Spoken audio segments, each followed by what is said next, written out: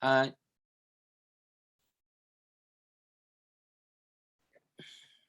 꼭두 새벽인데 어제 조금 잠을 애매하게 자서 밤 산책을 좀 하고 그 그게 풀려서 뭐 음식점들 24시간 뭐 한다고 하는데 제가 사는 데가 해민병원 뒤쪽이에요.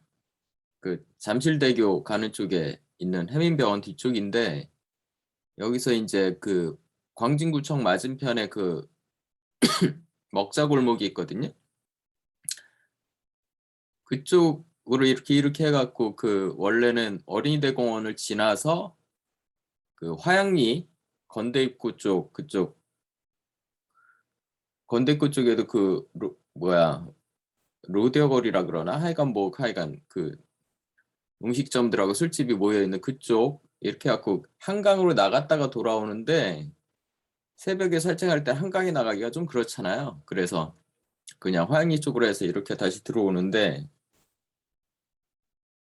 이 늦은 시간에는 어린이대공원이 문을 안 열기 때문에 그냥 광진구청 맞은편에는 맛집 골목 쭉 가서 건대 지나서 화양리 쪽 삥 돌고 그리고 이제 돌아오는데 아직은 그 정도는 아닌 것 같아요.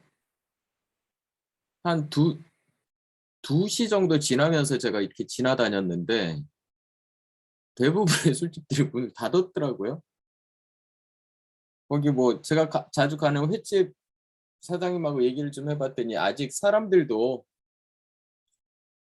그 10시까지만 놀던 그게 아직도 남아있는지 사람들도 지금은 늦게까지 손님들이 별로 없고 그리고 무엇보다 문제가 알바를 못 구한답니다. 지금 알바를 못 구한대요.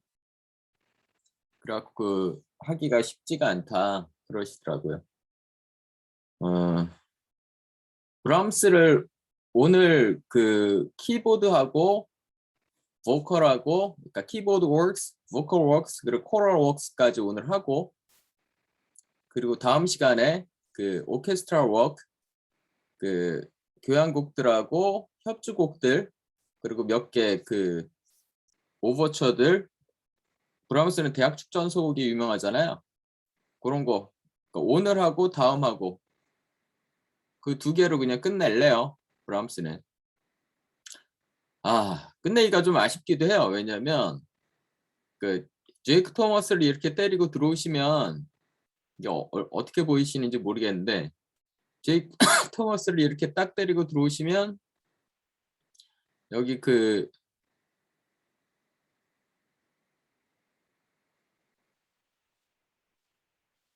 페이지가 나오는데 이 페이지가 좀 어이가 없는 게 나름 제가 그 심혈을 기울인 건 아니에요. 그냥 평소 우리 막내하고 수업하듯이 수업해갖고 이렇게 올려놓은 건데 며칠 전에 그 수능이 있었잖아요. 그래서 수능 문제를 다 풀었어요. 수능 문제를 다 풀어서 그 올려놓고 문제를 다 풀었어요. 2시간에 거의 뭐 1시간 55분. 데이트 수가 아직 35회밖에 안 돼요.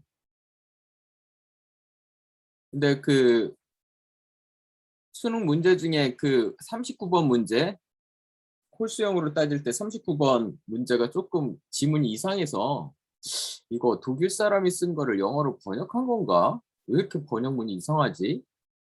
그래갖고 그거에 대해서 이제 제가 이의를 좀 제기했었는데 그거에 대해서 아시는 분이 아니다 미국 사람이 쓴 거 맞다 그렇게 구글링한 결과를 저한테 보여줘서 그러냐 그럼에도 불구하고 문제는 여전히 남는다 뭐 이런저런 얘기들을 이제 그 다음에도 계속 이렇게 했는데 이게 히트수가 참 안 나옵니다. 놀랍게도 지금 현재 제가 올려놓은 그 동영상들 중에 가장 히트수가 많은 게 뭐냐면 좋아야 되지, 좋은 거지, 나쁜 거지. Brahms Piano and Strings 11월 12일 날 했던 그게 히트수가 지금 제일 많아요. 37회. 이게 웬일입니까? 나름 요 사이트는, 요 채널은 나름 교육 채널이거든요. Understanding and Using English Grammar하고 교육과정 평가원에서 한 6월달, 9월달 수능 교육과정 평가원 1년에 3번 시험 내거든요. 수능을 3번 내는 거랑 마찬가지예요. 그러니까 그거 중심으로 이렇게 올린 게 중심인데, 그것보다 오히려 브람스 피아노 앤 스트링스하고 또 브람스 바이올린 소나타 있잖아요. 이게 31회예요. 히트수가. 브람스가 생각보다 히트수가 잘 나오고 있어요. 이거 어우씨 살짝 골 때리고 있어요 지금. 이러려고 한 게 아닌데 전혀 예상을 못했던 방향으로 지금 이 채널이 흘러가고 있습니다. 그리고 끔찍했죠. 브람스 피아노 앤 스트링스 이거 보셨어요? 이제 대중음악이 된 건데 그렇게 딱 여기 이게 뒤에다가 이제 제가 이제 들을 만한 연주라 그래갖고 이제 쭉 올려놨는데, 야, 붙이다 보니까 댓글이 132개나 붙었어요. 연주가 132개나 붙은 거죠. 어우, 끔찍했습니다. 이거 붙이는데 징글징글 하더라고요. 엔간하면 이렇게 하지 말아야겠다. 여러 개의 작품들을 한꺼번에 소개를 하니까 그 뒤에 연주를 소개를 하는 것도 너무 양이 방대해지는 거예요. 이렇게 하지 말아야겠다라고는 생각은 하는데 오늘 또 똑같은 짓을 하고 있는 것 같아요. 키보드 워크스하고 보컬 워크스하고 코럴 워크스를 한꺼번에 하면 이것도 작품 수가 꽤 많아질 텐데 이건 또 댓글을 어떻게 다나 걱정이 앞섭니다. 그런데 뭐 저희가 저번에도 말씀드렸지만 갈 길이 멀잖아요. 브라함스 빨리 끝내고 와그너로 넘어가고 말러로 넘어가고 그 다음에 스트라빈스키로 넘어갔다가 쇼스타코비치를 지금 넣을까 말까 계속 고민이에요. 쇼스타코비치는 들어가야 되거든요, 사실은.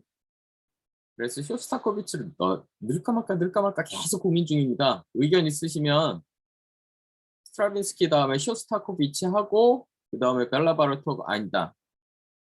스트라빈스키 하고 벨라바르토가 하고 쉔베르그 한 다음에 쇼스타코비치까지 하고 그 다음에 바하로 다시 올라가라. 뭐 이런 의견들이 많으면 쇼스타코비치를 한번 넣어볼 생각입니다. 마지막으로. 자, 하여튼 댓글이 뭐 어떻게 되든 뭐 그거야 뭐 제가 뭐 시간을 좀 투자해서 찾아보면 되니까 이건 뭐 제 몫이고요. 봅시다. 어떻게 되는지. 키보드 워크 볼게요. 일단 피아노 솔로. 피아노 소나타가 총 3개가 있습니다. 순서가 별로 이쁘진 않죠. 그러니까 브람스조차도 오퍼스 넘버하고 작곡된 해가 왔다리 갔다리 하는 거 이렇게 보이세요? 자, 간단히 설명이 나와 있는데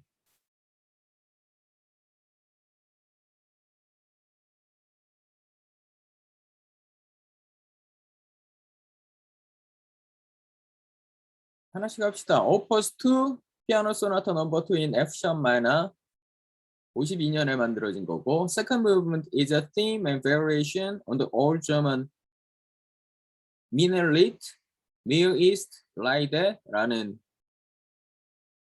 독일 리트에서 뽑아온 거고요. 그 다음에 오퍼스 넘버 1 피아노 소나타 넘버 1 in C major 53년 거고 Second movement is a theme and variation on the old German Minder Lied Verstollen get them on off 라는 거. Later set for female chorus and piano as Stanchen 발음하기도 힘들다. WO 38 number 20. The manuscript is entitled Sonata number 4. As opus number 2 was written before this one. Brahms wrote 2 other piano sonatas prior to this that it is destroyed. 그죠? 3개밖에 안 썼을 리가 없잖아요. 피아노 소나타도. 피아노 소나타를 그 하이든도 몇 개를 썼더라. 이 오빠는 기본적으로 막 100개를 막 넘어가니까 애지간한 작품들이. 교향곡도 100개를 넘어가고 그 저번에 스트링 쿼르티도 82개나 된다 그랬잖아요. 모차르트도 피아노 소나타 엄청 많이 썼고요. 베토벤도 32개나 썼죠. 그러니까 3개만 썼을 리가 없잖아요. 그런데도 이 3개밖에 안 남은 겁니다. 다 없애버리고. 그리고 오퍼스 5 피아노 소나타 넘버 3 in F 마이너. 이것도 1853년. 자, 이렇게 보면 브람스는 일찌감치 피아노 소나타하고는 조금 빠이빠이를 한 거죠. 이때 3개 쓰고 그리고 땡. 이게 베토벤하고 좀 다릅니다. 베토벤은 평생에 걸쳐서 32개를 꾸준히 썼거든요.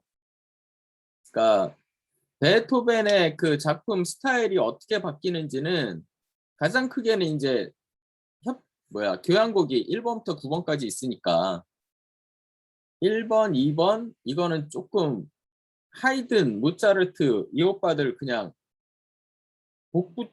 이렇게 말하면 안 된다.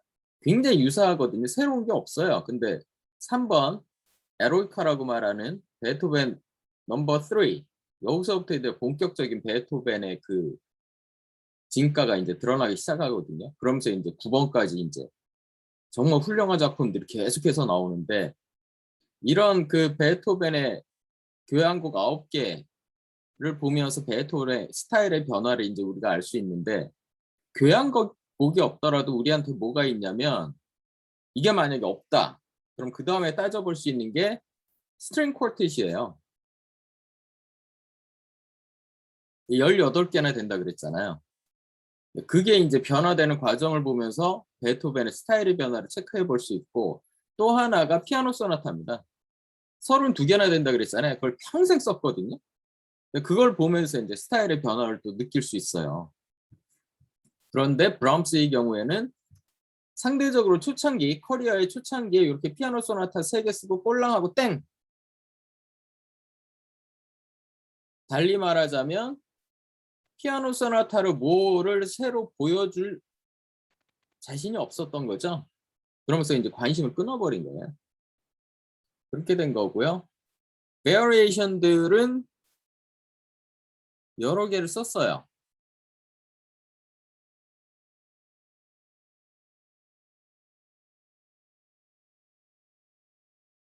예, 여러 개를 썼고요. 그 다음에 캐릭터 피스, 스케르초인 E 플랫 마이너.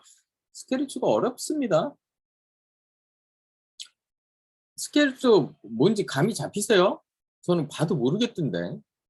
이게 처음에는 미뉴엣 같은 춤곡이었거든요. 근데 그게 나중에 스케르초로 그 변화 발전해 가는데 스케르초가 뭐냐 그러면은 전 지금도 선뜻 못하라고 말이 잘 안 나오더라고요. 이게 정리되시는 분들이 있으세요? 전 잘 안 돼요. 그렇고요. 캐릭터 피스들은 뭐 이렇게 바가텔도 있고 가버트도 있고 지그도 있고 여러 개의 작품들이 있고요. 이것도 그다음에 스터디즈는 에뛰드라고도 하죠. 이렇게 저렇게 만들어 놓은 거. 그다음에 카덴사는 그 협주곡, 특히 피아노 협주곡 같은 데에서 협주곡에서 그 오케스트라하고 협연을 같이 화음을 맞추다가 그 피아노가 됐던 피아노 콘체르토의 피아노, 바이올린 콘체르토 바이올린, 첼로 콘체르토 첼로 이 독주 악기들이 이제 자기 마음대로 원래 악보에는 그냥 카덴자라고 그냥 빈칸으로 되어 있는 거를 그때 잘 나가던 그 연주자들이 카덴자를 자기들이 집어넣는 경우가 많았어요. 그래서 카덴자가 각각 다른 거죠. 똑같은 가령 예를 들어서 베토벤 바이올린 콘체르토다. 그러면은 카덴자가 연주자에 따라서 다 다른 그런 맛을 옛날에는 느낄 수 있었는데 요새는 카덴자까지 거의 다 정해져 있어서 누가 했던 카덴자 뭐 이런 게 일반적으로 받아들여지면 다 그렇게 해버리니까 그 다양한 맛을 즐기는 맛은 없죠, 요새는. 하여간 이런 뭐 바흐 콘체르토, 베토벤 피아노 콘체르토 이런 거에 대한 카덴자들을 많이 썼다는 거죠. 브람스가. 그다음에 아더 피아노 월크스 떼레랭 떼레랭 있고요. 피아노 듀오. 피아노 듀오라는 거는 그 피아노 한 대에 사람 두 사람이 나란히 앉아서 피아노 four hands 이렇게 치는 거고요. 이런 작품들이 좀 있다는 거고.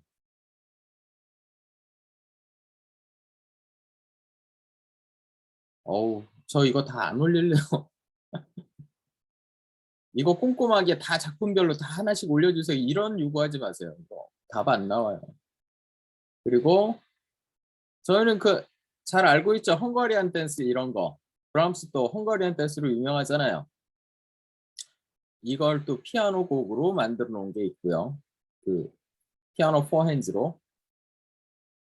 이 오케스트랄 버전이 유명한데 근데 오케스트랄 버전이 생각보다 그렇게 연주가 많지는 않습니다. 2번인가? 헝가리안 댄스 2번인가가 유명하고 나머지 모든 전곡을 다 한 거는 제 기억에 아바도인가? 한 게 아마 제가 봤던 거 중에서는 전곡을 오케스트라로 다 연주한 건 아바도가 한 건가? 그게 하나 정도밖에 못 봤던 것 같아요, 옛날에. 요새는 어떤지 모르겠어요. 그리고 투 피아노, 이거는 포 핸즈가 아니라 두 대의 피아노를 위한 이런 작품들이 있고요. 오건 워크도 있다는 거죠. 근데 브람스가 그렇게 신앙심이 깊고 뭐 교회 중심으로 이렇게 했던 분은 아닌 것 같아요. 나중에 저희가 코럴 워크 할 때 그 아인 도이치 레퀴엠이라는 독일 레퀴엠이라는 그걸 보면 조금 알 수 있거든요. 교회 중심으로 사고를 하고 교회 중심으로 이렇게 했던 그런 분은 아니었던 것 같아요. 그러니까 오건이라는 게 교회 대부분 있는 거니까 상대적으로 그 비슷한 시기를 살았던 브루크너 같은 경우는 안톤 브루크너 오건 워크가 굉장히 많아요. 그리고 또 심포니들도 굉장히 그 가사가 없는데도 불구하고 굉장히 종교적이잖아요. 안톤 브루크너의 그 교향곡들은. 그런 거하고 조금 차이가 납니다. 브람스는. 오건곡들도 있고 보컬 워크, 원 보이스, 아트송. 아트송이란 게 리트 말한 겁니다. 리트. 전 리트에 대해서 별 할 말이 없어요. 왜냐하면 제가 독어를 할 줄 모르기 때문에. 그러니까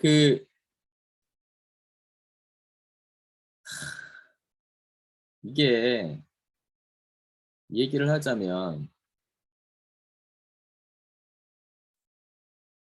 오늘도 우리 최 실장이라고 천년 동안도 해서 오랫동안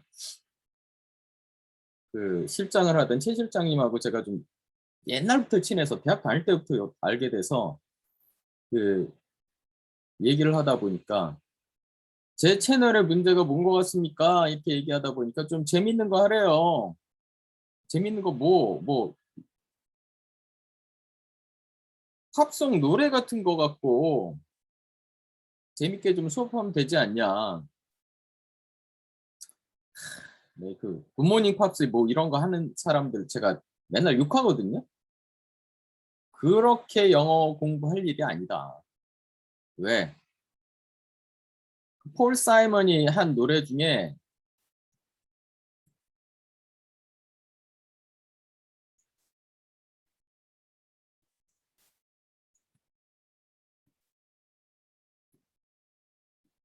이런 노래가 있어요. April come true 이렇게 가는 거 있거든요. 이거 이상하지 않아요? 영어가 좀? 이 정상적으로 따지면 뭐예요, 이거? She will come in April 이렇게 되는 거잖아요. 근데 왜 이렇게 이상하게 썼어요? 그죠? 라임을 맞추느라고 little, little 라임 맞추느라고 이렇게 장난을 한 거거든요. 시적 허용이에요.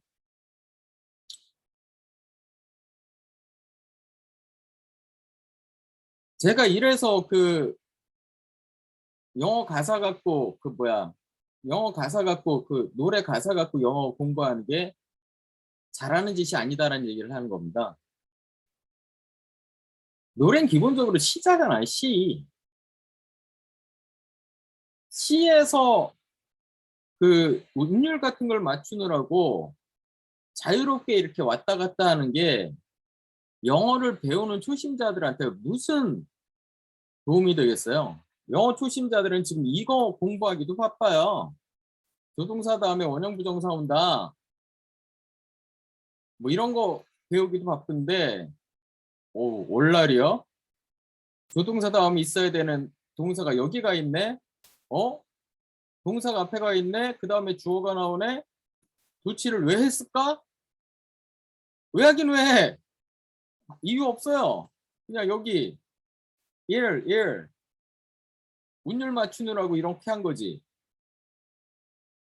이런 설명을 왜 하고 있어야 되냐고, 애들한테. 지금 영어에 이제 취미 붙여야 되는 사람들한테 이런 걸 왜 하냐고. 머리만 아프지. 그래서 저는 잘하는 짓이 아니라고 생각하거든요. 영어 노래 가사 갖고 영어 공부하는 게.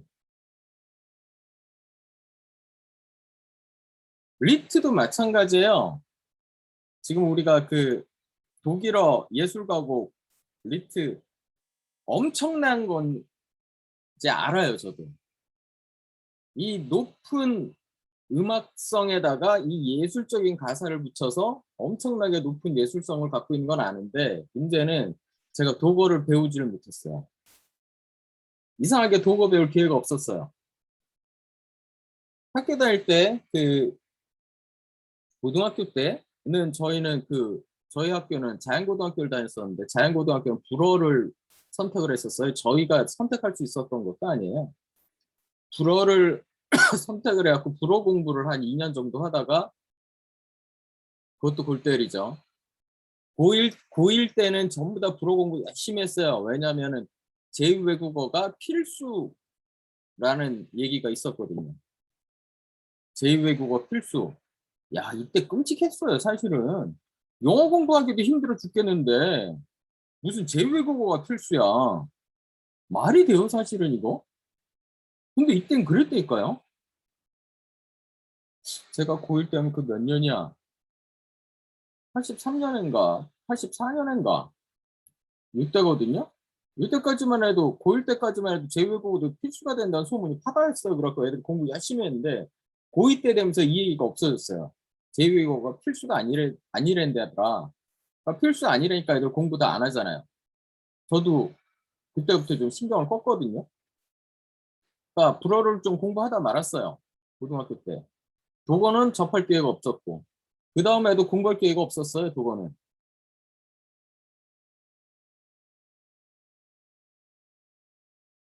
그래서 리트의 맛을 제대로 보려면 사실은 독어를 할 줄 아는 사람이 아니면 리트의 그 참맛을 안다고 말하기가 힘듭니다. 그래서 이 언어 장벽이 이게 만만하지가 않아요. 리트는. 오페라하고는 또 달라요. 오페라는 그 줄거리를 쫓아가면서 리브레토 읽어가면서 그리고 또 요새는 전부 다 자막이 아래 깔리잖아요. 노래 이렇게 진행되면. 그럼 아 이게 어떤 노래하고 있다 다 알 수 있거든요. 리트는 독어를 영어나 한국어로 이렇게 번역을 해놔도 그 느낌을 그대로 갖기가 이게 쉽지가 않습니다. 그래서 리트는 저는 참 아쉽긴 하지만 조금 관심에서 조금 제껴놓은 그런 측면이 있어요. 저도 참 이게 아쉽습니다. 어릴 때 독어 배워놓을 것. 하여간 그래서 브람스도 리트를 열심히 썼습니다. 그리고 이때 이게 유행이었으니까 슈베르트가 워낙 엄청난 일을 했고요. 그 다음에 그 브람스의 스승격인 슈만도 리트를 많이 썼고, 그러다 보니까 이제 브람스도 이제 리트를 많이 썼죠. 예, 엄청나게 많은 리트를 이렇게 쓰셨고, 또 우리가 계속 봤지만 기악곡들도 실내악곡이 됐던 뭐가 됐던 기악곡들도 리트에서 음을 따다가 기악곡으로 만든 경우가 많잖아요. 기본적으로 리트에 사실은 중심을 리트에다 놓고 있었다는 거죠. 브람스도 자기 창작 활동에 이렇게 다양한 리트들이 있고요. 그러니까 사실은 굉장히 중요한 이 작곡가가 굉장히 중요시했던 큰 부분을 사실은 독일어라는 그 언어의 그 장벽 때문에 우리가 사실은 이 사람의 본령을 빼놓고 수박 겉핥기만 하고 있는 측면이 있는 거죠. 그렇게 말할 수도 있는 거예요. 이렇게 많은 리트들을 써놨고요. 어우, 끝도 없다.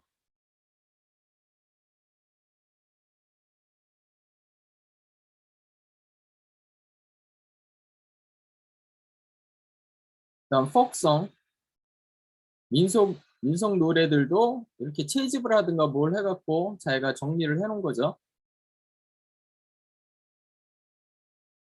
그다음 듀엣, 두 사람이 부르는 거, 소프라노, 알토, 소프라노하고 알토가 하는 거.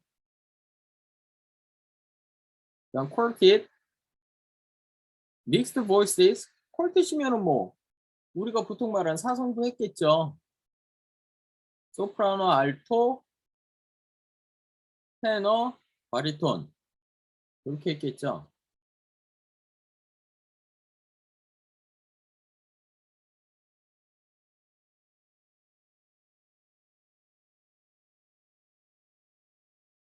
그 다음에 코럴 워크. 코럴 워크에서는 사실 한 가지만 알면 돼요. 우리가 독일 레퀴엠이라고 하는 거. 리터지컬 워크라는 거는 그 제식할 때 쓰는 거. 키리에, 미사 카노니카 등등등. 모텟.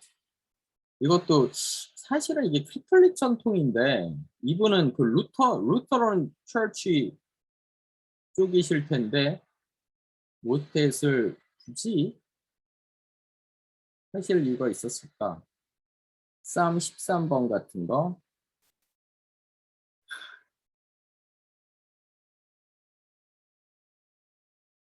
잠깐 지나가는 말로 하나만 하면은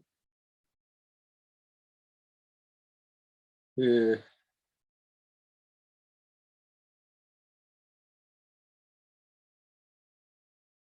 정재일 씨라고 아세요?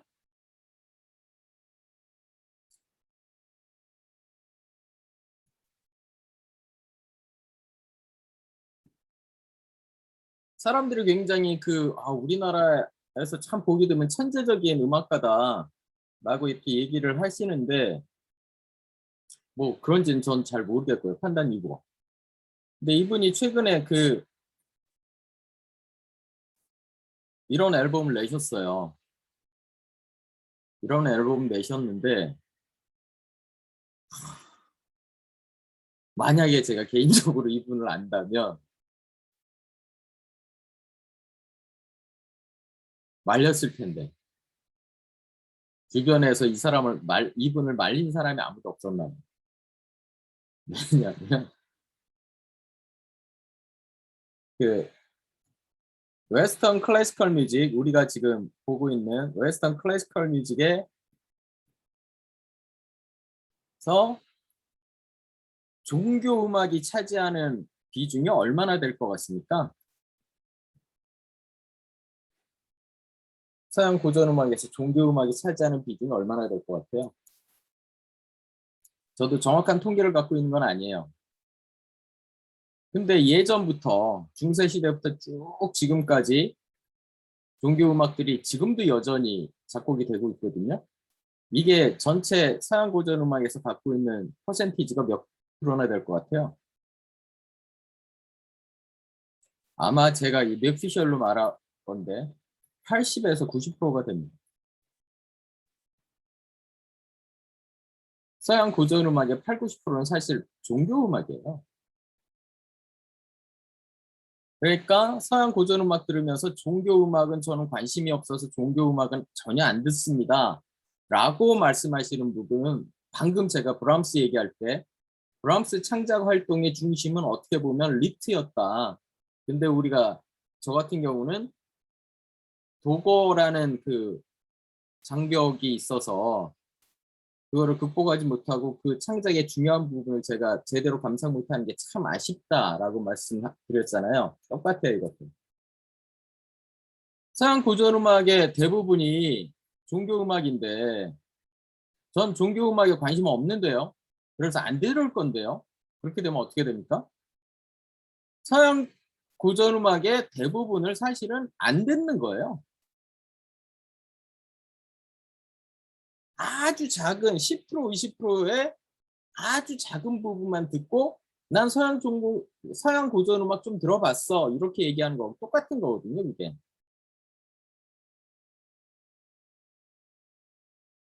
그러니까 종교 음악은 선택이 아니라 필수예요. 꼭 들어봐야 되는 거죠. 서양 고전 음악에 대해서 좀 깊이 있게 이해를 하려면. 이 얘기를 왜 말씀을 드리냐면 이 종교 음악이라는 게 또 속 내용이 뭔지 아세요? 종교 음악들이 대부분? 종교 음악들이 대부분 싸움하고 패션입니다. 패션.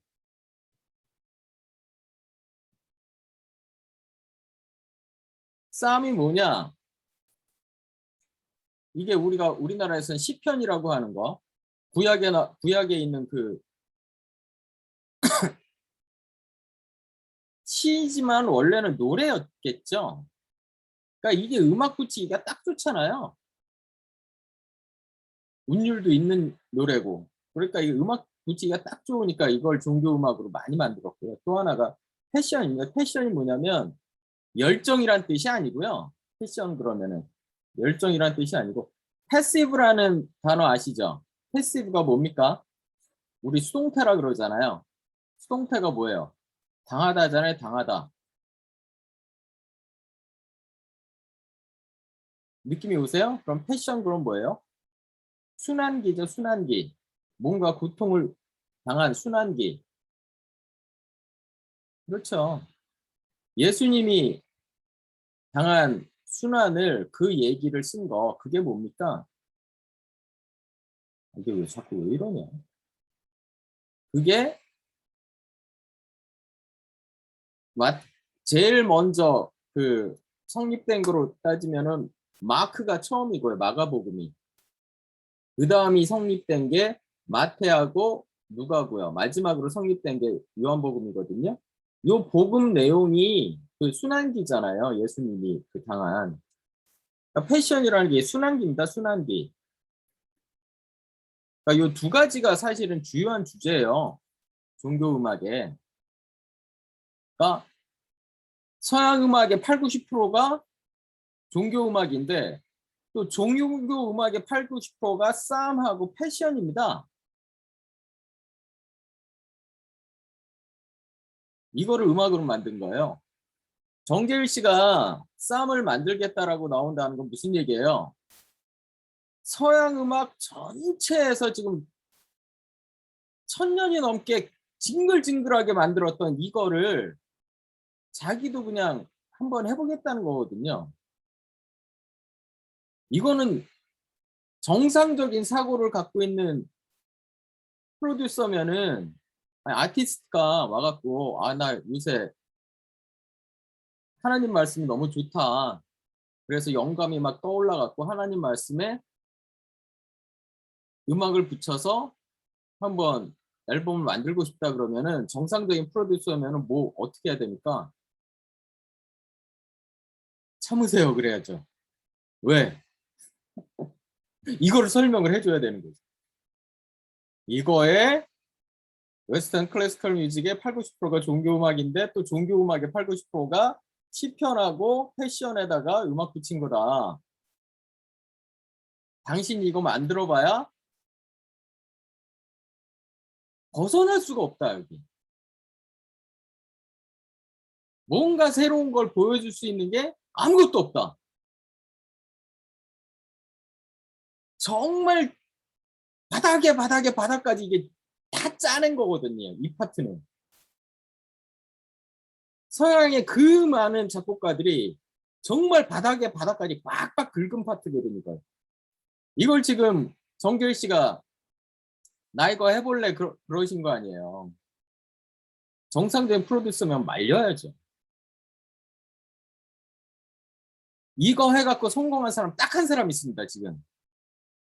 이거를 그 바닥까지 다 판 부분을 새롭게 해갖고 히트한 사람이 있어요. 그 사람이 누굽니까? 그 사람이 아르보 페르트예요.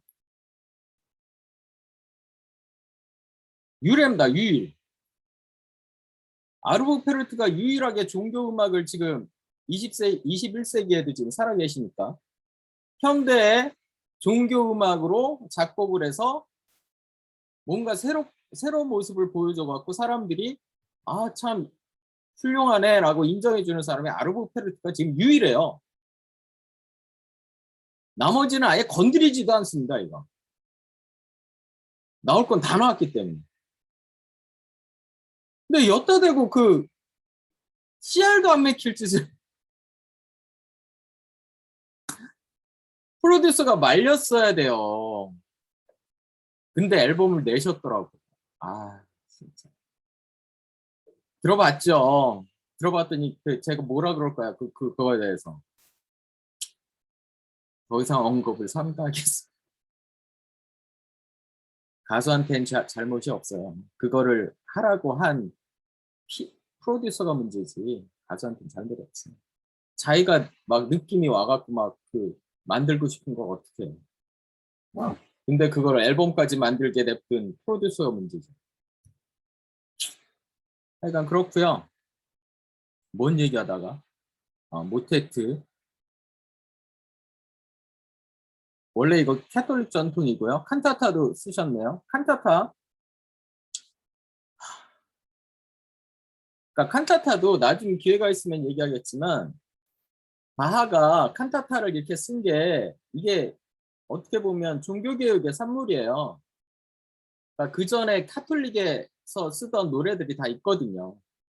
근데 종교개혁하면서 루터 교회가 독일은 주로 루터 교회였는데 루터 교회가 카톨릭에서 찢어져 나왔잖아요. 그러다 보니까 뭐가 필요한 거예요? 새롭게 종교 음악이 필요해진 거예요. 카톨릭 음악 갖다가 쓰면은 좀 뻘쭘하니까. 그래서 그렇게 바하가 평생을 어떻게 보면 노예처럼 좋게 말하면 소처럼 평생을 이렇게 엄청난 양의 칸타타를 쓴 겁니다. 그러니까 카톨릭의 그 1000년이 넘는 전통의 그 많은 노래들을 바하가 한 세대 만에 그거를 다 대체하려고 그 광분을 한 거예요. 그래서 그렇게 많은 칸타타를 쓴 겁니다. 진짜 징글징글하게 굴려 먹었어요, 이 교회가. 바하를. 진짜 하느님이 보호하사 바하한테 그 정도의 그 건강을 끝까지 허락해 주셨으니까 그 엄청난 일을 해낸 거죠, 바하. 진짜 하나님이 특별히 사랑해 주신 것 같아요, 바하한테. 바하를. 그래서 그 엄청난 일을 한 거고요. 칸타타도 이렇게 브라움스도 썼대요. 몇 개 안 썼죠? 캐논도 있고, 캐논이란 건 돌림노래입니다. 돌림노래. 그것도 이렇게 썼고, 포크송도 있고요.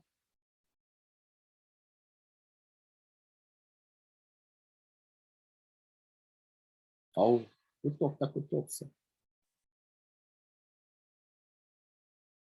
언제까지 나올 건데? 미설레이니어스도 넘어가면 안 되는데? 어디서 튀었다, 뭐가.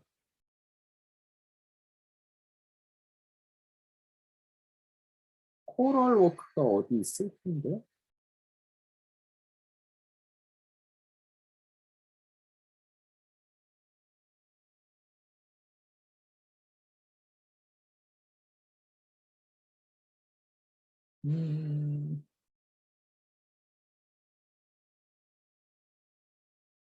이게 코럴 워크들인데 코럴 워크는 저희는 하나만 보면 돼요. 조금 전에 말씀드렸던 독일 레퀴엠.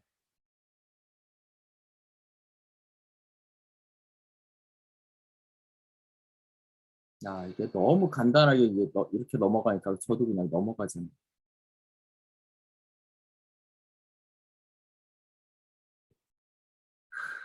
없어.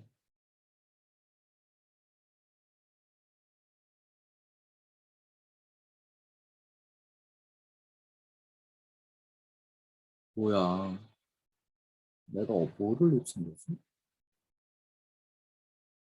아, 죄송합니다. 여기 이렇게 나와 있네요. 제일 처음에 나와 있구나. 리터지컬. Ein Deutsche Requiem.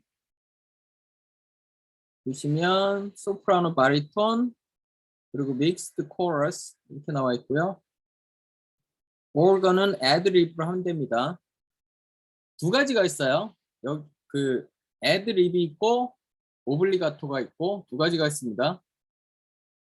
애드리브는 정말 우리가 보통 말하는 그 애드리브 그거예요. 자유롭게. 오르건은 자유롭게 이렇게 뒤에서 쫓아온다는 거고요. 오블리가토는 정해진 화음 안에서 틀을 갖추고 그 안에서 쫓아와야 되는 거예요. 두 가지가 있는데 여기서는 오르간은 애드리브로 쫓아오는 거고요. Original version with 6 movements and baritone solos in third and fifth movements.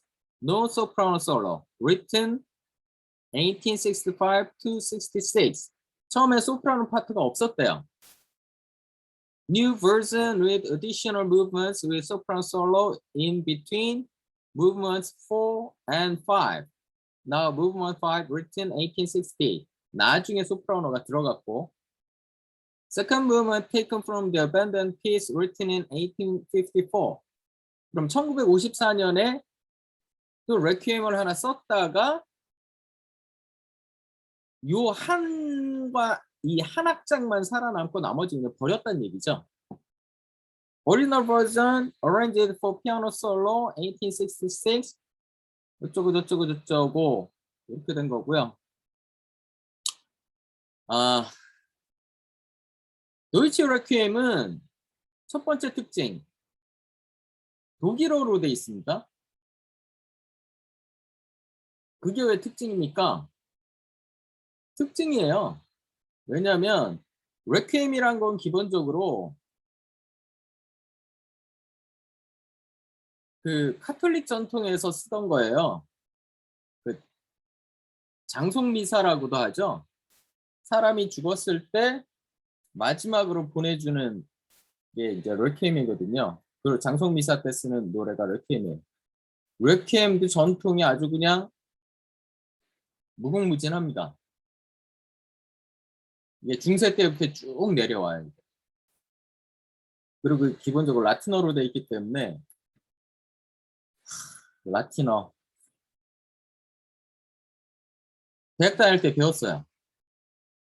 대학 다닐 때 왜 배웠느냐? 이것 때문에 배웠어요. 사실은 저는. 그 서양 고전 음악을 듣다가 전 종교 음악이 좋았어요. 그렇게. 저도 참 신기한 놈이에요. 종교 음악이 좋아서 듣는데 계속 걸리는 게 라틴어가 걸리는 거야. 노래가 다 라틴어로 돼 있으니까. 난 알고 싶은데. 어떡할까? 간단하죠 뭐. 라틴어 수강하면 되죠. 대학마다 라틴어 수강할 수 있잖아요. 라틴어 제가 뭐 받았는지 아세요? 따단 이런 건 자랑해야 돼. A뿔 먹었어요. A뿔. 굉장히 깐깐한 교수님이었는데 나이 좀 드신 굉장히 깐깐한 교수님이었는데 A뿔을 주시더라고 저한테. 몇 명한테밖에 안 줬어요. 굉장히 깐깐하신 분이에요. 그러면서 이분이 저한테 뭐라고 하셨냐면, 야, 너 라틴어 수업 나한테 이제 다 들었으니까 그 다음에 그리스어 들어봐라 그러는 거예요. 왜요? 그랬더니 너 라틴어 하는 거 보니까 이게 좀 언어적 상상력이 좀 있는 것 같다. 이 그리스어 같은 이 고대 언어들은, 이런 고대 언어들은 언어적 상상력이 좀 있는 애들이 접근을 잘한다. 언어적 상상력이 없는 애들은 문법을 배워봐야 해석을 못한다. 근데 너는 조금 이게 상상력이 좀 있는 것 같으니까 라틴어는 이 정도면 됐고, 좀 더 그 나중에 공부하고 싶으면 라틴어도 다시 공부해보고, 그리고 그리스어를 꼭 해봐라 그러더라고요. 그 교수님이. 에이씨, 그 얘기 들었어야 되는데. 그때 그리스어까지 했으면 지금쯤 그 바이블을, 신약은 지금 그리스어를 읽을 수 있을 텐데, 아씨, 이걸 안 했어 내가. 언제 하느라고 노느라 바빠서. 라틴어는 정확하게 제가 목적이 있었거든요. 이 성가곡들을 듣느라고 라틴어는 배우고 싶어서 배운 건데, 그리스어를 배워야 되나 꼭? 이게 그때 동기부여가 없었어. 바이블을 그 그리스어로 그 읽어보고 싶다는 그런 욕심이 없었어요 그때. 그래갖고 결국 이 안 한 거 지금 후회하고 있잖아. 근데 라틴어는 지금도 기억이 나느냐? 하나도 안 나. 야, 신기해요. 에이프를 먹었던 건데 이게 죽은 언어잖아요. 실제 활용할 일이 없잖아요. 그러니까 아무리 학교 다닐 때 에이프를 먹었던 과목이어도 시간이 좀 지나니까 하나도 생각 안 나요. 그러니까 기껏 라틴어 배우고, 라틴어는 지금도 여전히 사진 뒤지면서 앞뒤 이렇게 맞춰야 되는 이런 아주 한심한 수준으로 이제 다시 전락한 거죠. 그냥 시간 낭비한 거죠. 그러니까 언어는 계속 하지 않으면 삑사리가 납니다. 이렇게 다 까먹어요. 이 얘기를 왜 하냐면 이 그 도이치 레퀴엠이 단순히 라틴어 내용을 독일어로 바꾼 것뿐만이 아니라 여기에 플러스 알파가 뭐가 있냐면, 라틴어 내용에는 그게 많이 들어가 있어요. 드디어 하나님의 품에서 영원한 안식을 얻고 우리 예수님이 이들의 죄를 사하여 주셨고, 그러니 이들이 죄를 사함을 받은 상태이기 때문에 하나님이 받아주실 거다. 뭐 이런 내용이 들어가 있거든요. 근데 그게 빠져 있어요.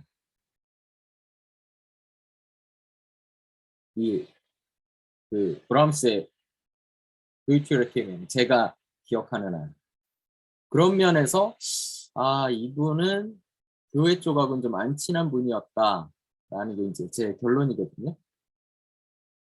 그러니까 일반적인 유럽 사람들이 갖고 있는 그런 일반적인 신앙은 갖고 있었지만, 자기가 특별히 이렇게 성경을 열심히 읽거나 그래서 깊이 그거에 대해서 묵상하거나 이런 스타일은 아니었던 것 같다. 그 정도가 제 결론.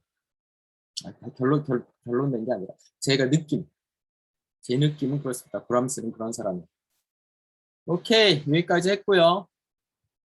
그러니까 그 코럴 워크는 거의 도이치 레퀴엠만 그냥 올려놓을 거예요. 나머지들은 리트도 살짝은 올려놓을 텐데 열심히는 안 올려놓을 거고, 앞에 피아노 곡들 중심으로 곡들을 올려놓겠습니다. 그리고 다음 시간에 교향곡하고 협주곡하고 몇 개 그 오버처들하고 그런 거 얘기하고 다음 시간으로 브람스는 정리하겠습니다.